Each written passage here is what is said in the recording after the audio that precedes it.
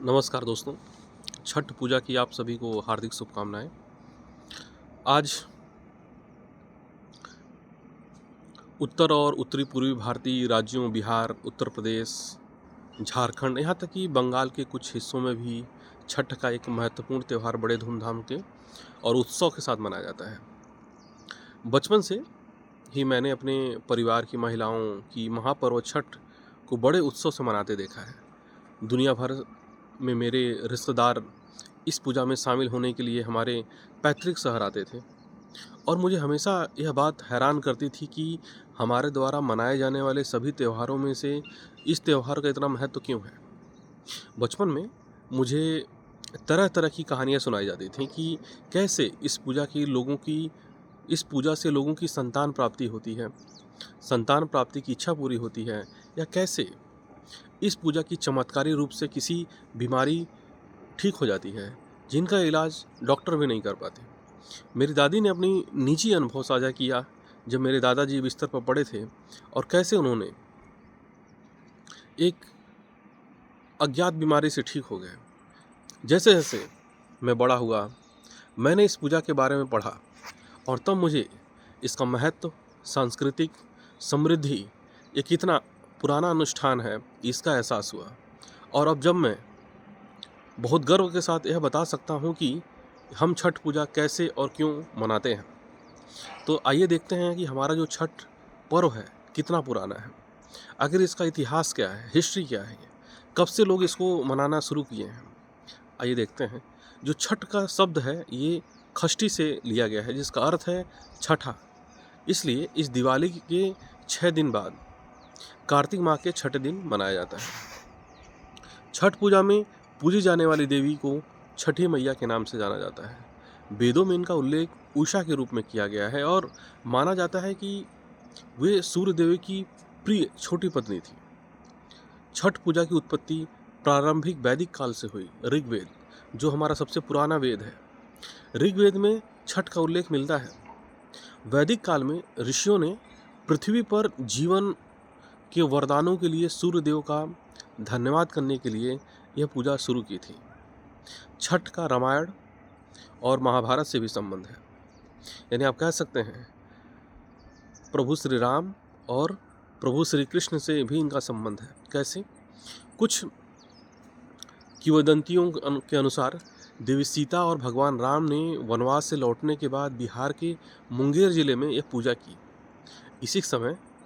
उसी समय कुंती ने एक पुत्र की प्राप्ति के लिए यह पूजा की थी जिसका नाम बाद में कर्ण रखा गया था। द्रौपदी ने अपना खोया हुआ राज्य वापस पाने के लिए यह पूजा की थी। इस लोक कथाओं ने इस पूजा को देश के उत्तरी क्षेत्र विशेषकर बिहार, उत्तर प्रदेश, नेपाल बहुत लोकप्रिय बना दिया। आखिर छठ पूजा का भव्य उत्सव कैसे मनाया जाता है? छठ पूजा का 4 दिवसीय उत्सव नहा खा से शुरू होता है, नहा कर खा कर शुरू होता है। पूजा की शुरुआत श्रद्धालुओं के द्वारा पवित्र स्नान के बाद घरों की गहन सफाई और सात्विक प्रसाद, अक्सर लौकी भात, लौकी और चावल दाल के साथ पकाने में होती है। इसे सबसे पहले भगवान को परोसा जाता है, जो आमतौर पर चौथे दिन पूजा समाप्त होने तथा श्रद्धालुओं द्वारा खाए जाने वाला अंतिम भोजन होता है। पूजा की जो प्रसाद है उसको खरना कहा जाता है। इस दिन श्रद्धालु और उसके परिवार मिट्टी के चूल्हे में खीर, चावल और मसालों से बनी एक मीठी डिश बनाते हैं। फिर शाम को पाठ करते हैं, यानी पाठ मतलब पवित्र ग्रंथों का पाठ करते हैं। करने के बाद श्रद्धालु और उनके परिवार इसी खीर का सेवन करते हैं।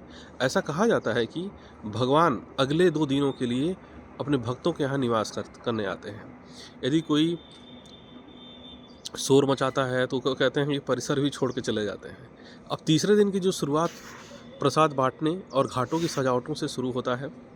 ठेकुआ जो है यहाँ की सबसे लोकप्रिय प्रसाद है, जो केवल इसी पूजा के दौरान बनाया जाता है। ठेकुआ के साथ मौसमी फलों को बांस की टोकरियों में सजाया जाता है और उसके बाद भक्त घाटों के लिए निकल पड़ते हैं।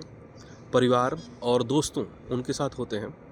पुरुष सदस्य आमतौर पर टोकरियाँ थामे रहते हैं और कुछ लोग सड़क पर लौटकर और कुछ भक्त चलने के लिए उनके रास्ते साफ करते हैं और नित्य भी करते हैं। भक्त जल में खड़े होकर प्रार्थना करते हैं। परिवार एवं मित्र सूर्य देव को गंगा जल, पवित्र नदी गंगा का जल अर्पित करते हैं। गंगा जल को इस अर्पण को अर्घ्य कहते हैं। सूर्य अस्त होने पर लोग अपने घरों की ओर लौट जाते हैं। सूर्य देव और देवी उषा की स्तुति में गीत गाते हैं। अंत में इस पूजा के अंतिम दिन भक्त और उनके परिवार सदस्यों से पहले घाट पर जाते हैं। सूर्य देव की प्रार्थना करने के बाद परिवार और मित्र सूर्योदय के समय अर्घ्य के रूप में दूध और गंगा जल अर्पित करते हैं। पूजा के बाद भक्त जल को पीते हैं और प्रसाद खाते हैं, जिससे लंबे उपवास का समापन होता है। इस पूरे जुलूस को कई दर्शक भी देखते हैं, जो भक्त से आशीर्वाद लेने और प्रसाद ग्रहण करने के लिए भी आते हैं। आखिर छठ पूजा और पर्यावरण पर इसका कैसे प्रभाव पड़ता है? आखिर ये जो पर्व है कैसे क्या पर्यावरण पर भी इसका इफेक्ट आता है? क्या इससे फायदे नुकसान हैं? देखते हैं। राज्य परिवहन प्रभाव आकलन प्राथमिकता की राज्य नगरीय विशेषज्ञ मूल्यांकन समिति के अध्यक्ष ने कहा है कि प्राकृतिक संरक्षण का संदेश बिहार और अन्य जगहों पर छठ के माध्यम से जन जन तक सबसे बेहतर तरीके से पहुंचाया जा सकता है। प्रत्येक जीव प्रत्यक्ष या अप्रत्यक्ष यानी डायरेक्ट और इनडायरेक्ट रूप से सौर ऊर्जा यानी सोलर एनर्जी पर निर्भर है और छठ के दौरान सूर्य देव की ही पूजा की जाती है। सूर्य देव की पूजा और छठ के दौरान किया जाने वाला प्रत्येक अनुष्ठान प्रकृति के इर्द गिर्द मतलब उसी के आसपास घूमता है। यह त्यौहार नदियों और नदी के किनारे की सफाई से शुरू होता है, जहाँ भक्त पूजा करते हैं। परिवार के सदस्य फूलों और गन्नों से घाटों की सजाते हैं, देवता को चढ़ाते हैं और देवता को चढ़ाए जाने वाला प्रसाद को फल और मिठाइयाँ शामिल होती हैं, जो सभी जैविक रूप से अवघटनीय होती हैं यानी बायोडिग्रेडेबल होती हैं। इसके अलावा प्रसाद से बनी हुई टोकरियों में परोसा जाता है, जिन्हें स्थानीय रूप से दौरा या सूपा कहा जाता है। पूजा के दौरान चढ़ाए जाने वाला प्रसाद चूल्हे की मिट्टी से बनाया जाता है। इस त्यौहार का एक और सराहनीय पहलू है, इसमें मूर्ति पूजा नहीं होती है, जिससे नदियों के प्रदूषित होने की संभावना एक बार फिर समाप्त हो जाती है। छठ में आर्टिफिशियल यानी कृत्रिम सामग्री के इस्तेमाल पर भी जोर दिया जाता है, जो पर्यावरण को किसी भी तरह से नुकसान पहुंच सकती हो। आज के दौर में जहां पर्यावरण संरक्षण समय की मांग है, छठ पूजा हमें धार्मिक रीति रिवाजों के साथ पर्यावरण का संतुलन बनाना सिखाती है। मैंने अपने परिवार के सदस्यों को पूजा के बाद बचे हुए कचड़े को दफनाते हुए देखा है, मतलब ज़मीन में दफनाते हुए देखा है। एक छोटा सा गड्ढा खोदते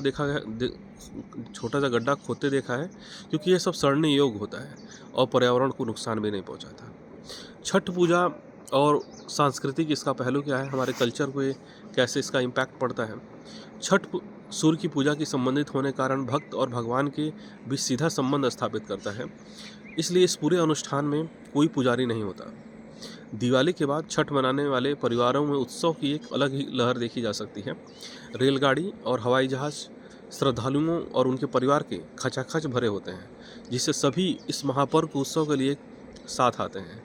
पहले छठ पर्व त्यौहार केवल उत्तर भारत के कुछ हिस्सों में, मुख्यतः बिहार, उत्तर प्रदेश, पूर्वी उत्तर प्रदेश और पश्चिम बंगाल में मनाया जाता था, लेकिन पिछले कुछ वर्षों में यह राष्ट्रीय स्तर पर मनाया जाने लगा है और प्रवासियों ने इस पूजा को अंतर्राष्ट्रीय स्तर पर लोकप्रिय बना दिया है। छठ नेपाल में भी मनाया जाता है, विशेष रूप से लुम्बिनी और मधेश में। यह पूजा एक समावेशी समाज का एक सुंदर उदाहरण है। जाति, पंथ, पथ, वर्ग की परवाह किए बिना भक्त अर्घ्य देने के लिए घाट पर खड़े होते हैं। यह एक उत्कृष्ट उदाहरण है कि ईश्वर की दृष्टि में सभी समान हैं, और इससे भी अधिक सुंदर बात यह है कि यह संदेश प्राचीन काल से दिया जा रहा है। छठ पूजा के घाटों का जो दृश्य होता है सुबह का, हमें सिखाता है कि कैसे सद्भाव रखना चाहिए और बिना कोई भेदभाव के में कितना सुंदर हो सकता है, हमारा समाज कितना सुंदर हो सकता है, बिना जात पात, बिना भेदभाव की यहाँ दिखता है, यहाँ एकता दिखती है।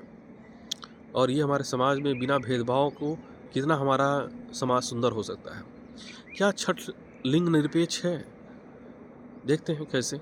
जहाँ परिवार की अधिकांश महिलाएं छठ करती हैं, वहीं कुछ पुरुष व्रत और पूजा भी करते हैं। ऐसा इसलिए है क्योंकि परंपरा के अनुसार एक बार परिवार में किसी एक ने यह पूजा शुरू कर दी तो पूरा परिवार उसे हर हाल में करने के लिए बाध्य होता है। इसलिए अगर कोई महिला सदस्य अनुपस्थित है या महिला अस्वस्थ है यानी उसकी तबीयत खराब है, तो पुरुष सदस्य इस परंपरा को जारी रख सकता है। और इतना ही नहीं, पुरुष द्वारा अपने बच्चों और परिवार की भलाई के लिए यह पूजा करने का चलन भी बढ़ रहा है। छठ लिंग निरपेक्ष है क्योंकि इसमें न केवल भक्त अकेले अनुष्ठान करते हैं बल्कि पूरा परिवार इस पूजा में मदद करता है। पुरुष भारी फलों से भरी टोकरियां घाटों तक ले जाते हैं और कई लोग घाट पर श्रद्धालुओं का मार्ग सुरक्षित रखने के लिए दंड प्रदर्शन भी करते हैं ताकि कोई दिक्कत ना हो। अब जैसे भारत है तो यहाँ पर राजनीति यानी पॉलिटिक्स तो होगी, यानी राजनीति और महापर्व के बीच में देखते हैं क्या है। छठ एक अनूठा त्यौहार है और इसे अत्यंत श्रद्धा और भक्ति के साथ मनाया जाता है, लेकिन हमारे जीवन में अन्य पहलुओं की तरह इस त्यौहार का भी हाल ही में राजनीतिकरण हो गया है और विभिन्न राजनीतिक दल इस त्यौहार और इससे जुड़ी भावनाओं को वोट बैंक में बदलने में कोई कसर नहीं छोड़ रहे हैं। पिछले साल दिल्ली में यमुना नदी में बढ़ते प्रदूषण के कारण नदी के किनारे छठ पूजा करने पर रोक लगाने का विशेष आदेश जारी किया गया था। इस कारण इस त्यौहार पर राजनीति फिर से शुरू हो गई है। ऐसी घटनाएं इस बात की ओर इशारा करती हैं कि राजनीति धर्म के नाम पर राजनीति करते हैं। ये भूल जाते हैं कि इस हस्तक्षेप से इस पवित्र त्यौहार की पवित्रता को ठेस पहुंचेगी। अब निष्कर्ष क्या निकला हुआ है? छठ हमारे देश में त्योहारों के मौसम में एक औपचारिक समापन है। छठ पूजा एक समावेशी समाज का एक अत्यंत सुंदर उदाहरण है। एक ऐसा समुदाय जो बिना किसी भेदभाव के एक साथ रहता है और आनंद लेता है, पर्यावरण की देखभाल करता है और यथासंभव सरल तरीके से प्रार्थना करता है। यह पूजा पर्यावरण को स्वच्छ रखने पर व्यापक रूप से केंद्रित है और हमें सिखाती है कि उत्सव मनाने और पूजा करने के लिए पर्यावरण को नुकसान पहुंचाना जरूरी नहीं है। आधुनिक समय में जहां धर्म का व्यापार और राजनीति के साथ घालमेल हो गया है, छठ एक उदाहरण है कि कैसे साधारण अनुष्ठानों का पालन करने ईश्वर की आराधना की जा सकती है। ये कुछ कारण हैं जिनकी वजह से हाल ही में वर्षों में छठ पूजा की लोकप्रियता बढ़ी है। जय छठ मैया। Thank you.